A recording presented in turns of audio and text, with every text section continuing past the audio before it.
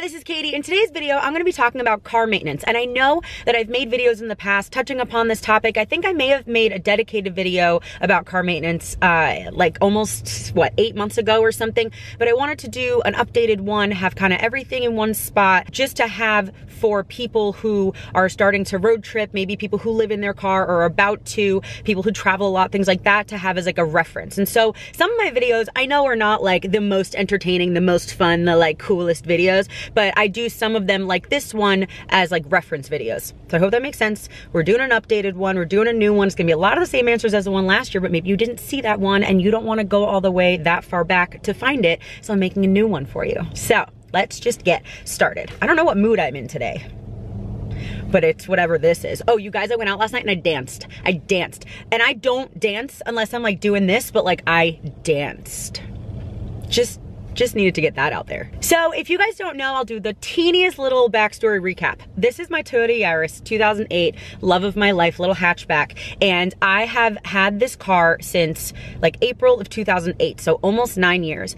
And I have lived in this car on and off for, gosh, 5-6 years, much more frequently the last 2 years. Right this second, I'm sleeping in a house, but all my stuff is still in the car. And I've been traveling a lot over the last like 7 years, 6 years, especially the last like 4 or 5 years, and especially over the last like 2 years. And so I have a lot of miles. My car actually has, hold on, let me see, 197,124 miles on it. So I'm almost at 200,000 miles. And so obviously to keep this car maintained and to like make sure that I can drive it all the time, to make sure that it, knock on wood, doesn't break down and all that kind of stuff, I obviously have to do some preventative care.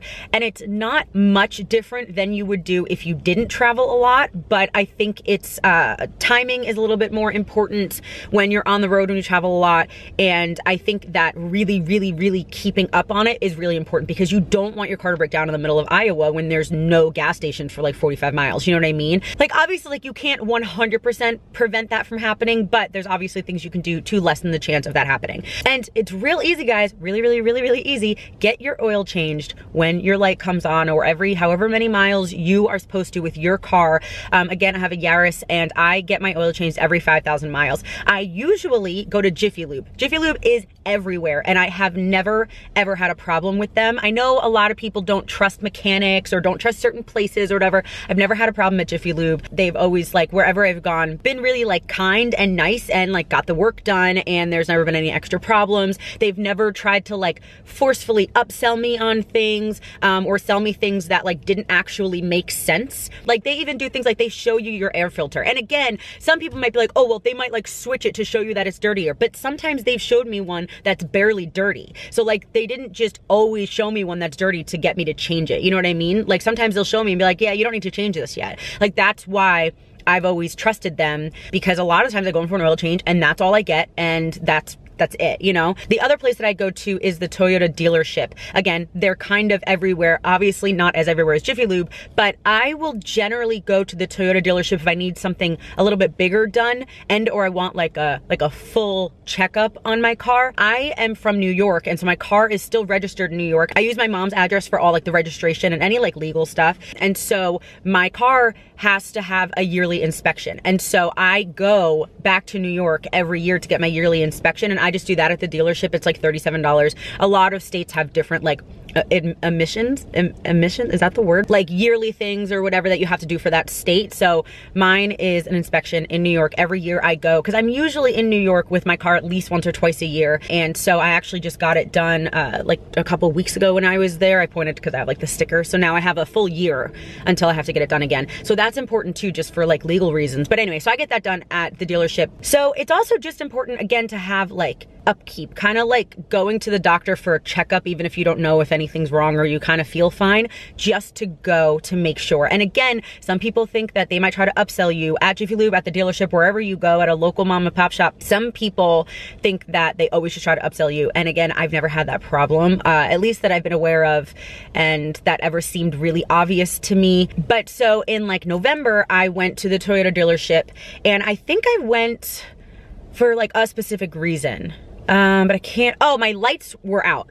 that was so weird. Both of my front lights, like my headlights, went out at the same time.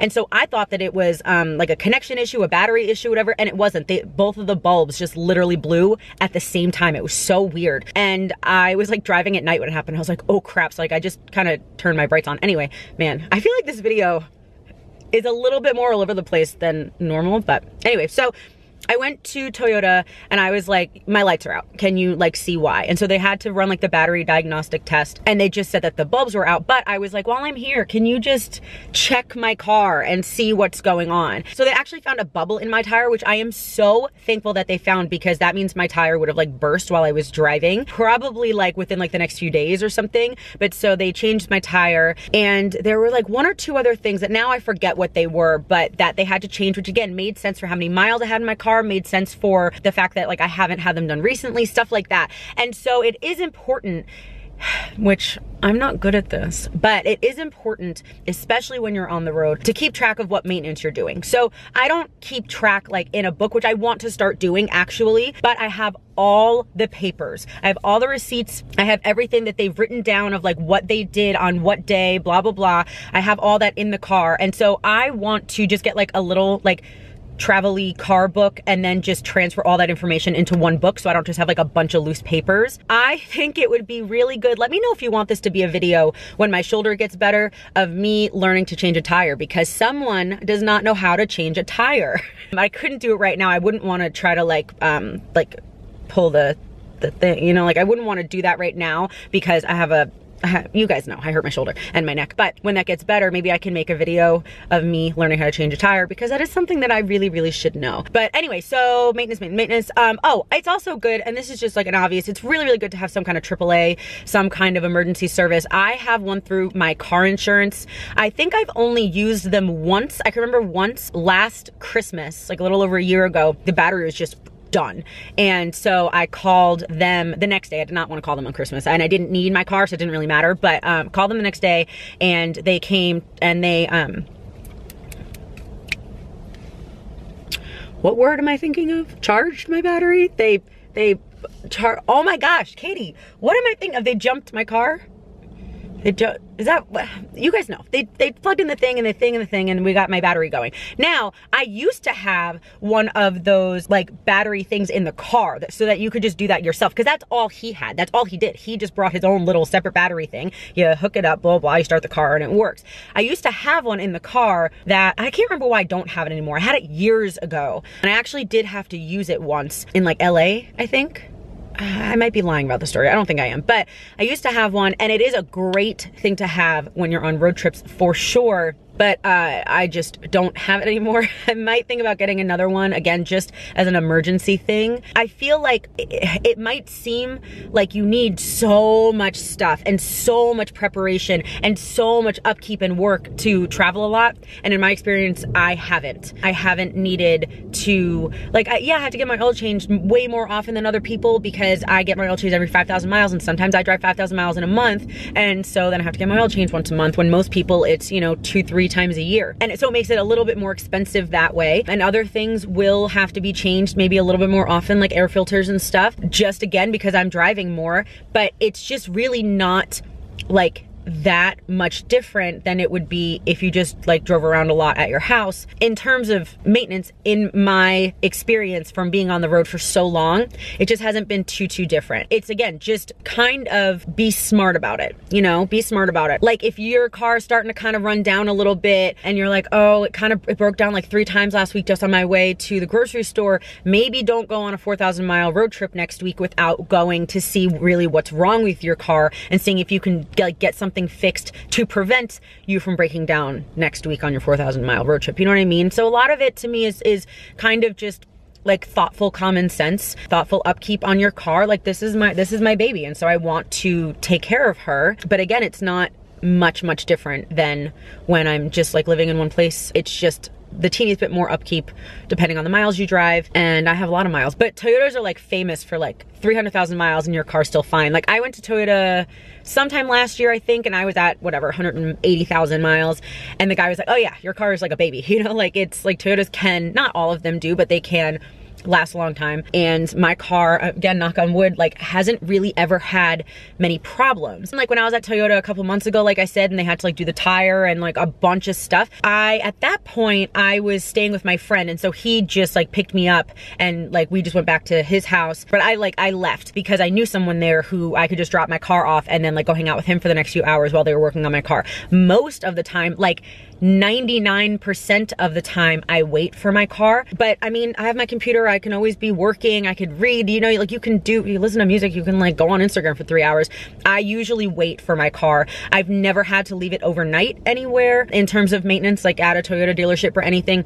Most of my maintenance just takes like oil changes and stuff take, you know, half hour, and then other things could take a few hours. There've definitely been multiple times that I've sat at Toyota for several hours. Like when I just went again a month ago or a couple weeks ago to get my inspection, I was there for like 2 hours because they did the inspection and they had to do one other thing that I totally forget now.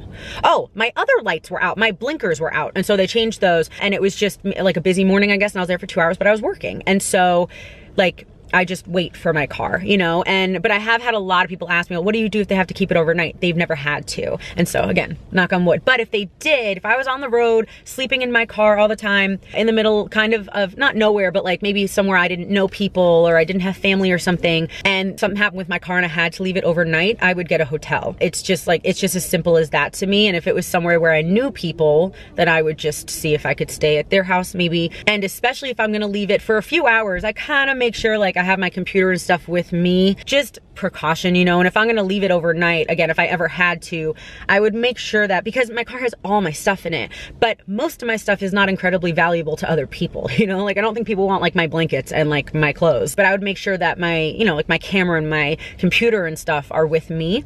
But like that's just kind of, you know, I'm also not incredibly attached to my things, so I mean, if someone took a pair of my jeans, I'd be like, all right, let's buy a new pair of jeans. Like, I'm not super attached, but obviously if for some reason, like something happened to my computer, that would suck. And I was at a Toyota dealership a year ago in Savannah. This was like the one semi-negative experience I ever had. Was I was at a Toyota dealership and they had to do a recall where they had to take like the whole top of the front of my car, or like the front of the inside, like the dash, they had to take it out. And so they had to take everything out of my glove compartments. I have 3 glove compartments in this car. They had to take everything out. And hold on, I'm about to run out of space, hold on. Is that angle the same? Probably not. But anyway, so they had to take everything out of my glove compartments, but they didn't tell me, which I don't love. Like I wish they told me so I could have done it, because people, not everyone, but like I keep important things in my glove compartment. And so they took everything out and then they put everything back. And I didn't know they were doing that. And so when I got back in my car, I was just like looking for something, because like the glove compartment that I want, because again, I have 3. One of them, I keep stuff that I use like every day, like all the time. And so I open that a couple times a day. And so I opened it like when I got my car back, and like I noticed things were like moved around like a lot. And so of course my initial reaction was, oh my gosh, like did someone try to like rob me there or something, you know, like I got like nervous. And one of the important things that I had in there was my spare key, which if you guys know about the spare keys with the chips, like with your car keys with the chips, they are crazy expensive. And so my car just came with 2 keys, but I kept my spare key in the glove compartment and it wasn't there. Some of the other things that I didn't see when I took everything out and I was reorganizing it, I found them. Or maybe I think they put some in like a different one or something, but I never ever found my spare key, which was a little nerve-wracking. And I called them and they were just kind of like dismissive about it. And they're like, well, what do you want us to do? And I'm like, well, first of all, that's a weird question, because you should just be offering me a spare key. But I was like, I want another spare key because you lost mine. And they never did it. They were kind of like, okay, yeah, we'll, you know, like we'll see what we can do. And then they never did. I definitely should have called and followed up. Absolutely. It's way too late now. It's like a year ago. Definitely should have called and followed up, but I didn't. So now I just don't have a spare key, which is horrible, because getting a new one is like $300. It's incredibly dangerous to only have 1 key, in my opinion. Like I really do not like only having 1 key. I'll probably get one soon, especially when I'm back on the road, because right now I'm just staying in Nashville for a little while. But that was kind of the only like negative experience I had at a dealership or a mechanic or anything. But yeah, so anyway, I don't even know what this video is. Like I don't know if this video even says anything. Yeah, I think that's kind of it. Let me see if anyone asked like specific questions questions on Instagram, because if you don't follow me on Instagram, go follow me. It's Katie Carney. A lot of times I'll ask you guys like for video recommendations or Q&A stuff, and so if you want to kind of be like a part of that, go follow me on Instagram. Okay, this is a question that I didn't answer yet. So someone asked how much I spend on upkeep because I drive so much. I don't really pay attention to how much I spend. If we're thinking about how much more I would spend than like a normal person who drives a normal amount, really, again, the only thing that I spend more on are oil changes, which are about $30, $35. And so there might be one month where that's kind of all I get is just an oil change for $35. But there are definitely other times, like when I got my new blinker lights, they were like 30 bucks each. So that was like 60, and then plus my inspection, and plus I think I got an oil change then, it was like 130 or something, because the inspection is like 37. But everything else is just, you know, like basically the same prices everywhere. I don't know if Jiffy Lube has the same price at every Jiffy Lube, or if it depends on the state, I'm not sure. But I probably in 2018, I can look, I did spend a little over $1,000 when I went in November to get my car like kind of like everything done, and I had to buy a new tire and stuff. And actually earlier that year, one of my tires did burst while I was on the highway. Luckily I was with someone because it was like 11 o'clock at night, and oh my gosh, that would not have been a fun day. But he had AAA, he just called his AAA, and they like put the donut on. It was like 11 o'clock at night. We were not even going to attempt to change a tire on a highway at 11 o'clock at night, but they came, and then the next day I just went and bought new tires. So last year I actually think I ended up buying 4 new tires last year, because I think when I just went in November, I bought 2 because one was about to burst. And I don't know if they always suggest like if you're buying one, buy the other one, like buy 2. I'm not sure if they always do, but at least for this, I think I bought the 2 and stuff like that. And so last year I probably spent $2,000, $2,500 on upkeep on my car. But again, that's like everyone, like you will need new tires. Everyone's gonna need new tires. Everyone's gonna need to change their spark plugs or get a new battery or stuff like that. So last year it was a little expensive for me, especially because tires are kind of expensive. And like my brother has a similar car. He has the Yaris, he has a 2008, I have the 2010. And wait, did I say 2008 earlier? I meant 2010. I have a 2010. Teddy has a 2008. And he almost needs more upkeep than I do, even though his car has way less miles on it. But most of my miles are highway miles, and so that is much less wear and tear and strain on your car. And when Teddy drives, it's a lot of short distances to work, to bowling, to music stuff, like, but he, you know, he'll drive 10-15 minutes at a time, and that's it.